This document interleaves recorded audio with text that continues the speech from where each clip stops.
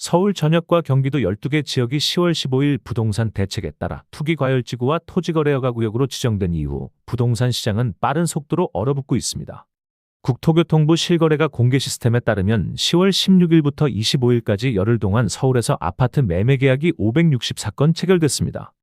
이는 추석 연휴가 포함된 직전 열흘간의 거래량 2,679건과 비교할 때 79% 이상 감소한 수치입니다. 단기간 내 이처럼 극심한 거래 급감은 시장이 사실상 멈춰선 상태임을 보여줍니다. 이번 급감의 가장 큰 원인은 대출 규제 강화로 분석됩니다.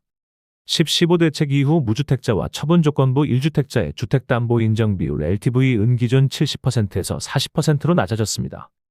또한 주택 가격이 15억 원을 초과하고 25억 원 이하일 경우 주택담보대출 한도가 4억 원, 25억 원을 초과하면 2억 원으로 제한되는 등 금융 접근성이 크게 줄었습니다. 그동안 대출을 이용해 이른바 상급지로 갈아타려던 실수요자와 투자자 모두 자금줄이 막히며 시장에 머물 수밖에 없는 상황이 됐습니다. 매물 감소세도 뚜렷하게 나타났습니다. 부동산 플랫폼 아실 자료에 따르면 서울 아파트 매물은 10월 16일 기준 74,044건에서 25일에는 66,647건으로 10% 감소했습니다. 토지거래허가제가 적용되면서 갭투자 매물이 회수된 데다 매도 후 대출을 이용해 더 비싼 지역으로 이주하려던 집주인들도 계획을 철회하고 매물을 거둬들인 영향이 크게 작용했습니다. 전문가들은 정부의 강도 높은 수요 억제책이 단기적으로 거래를 봉쇄하는 효과를 가져왔지만 장기적으로는 시장 경직을 심화시킬 가능성을 우려하고 있습니다. 특히 정부가 10.15 대책에서 예고한 부동산 세제 개편이 현실화되면 보유세 인상 논의가 본격화될 전망입니다.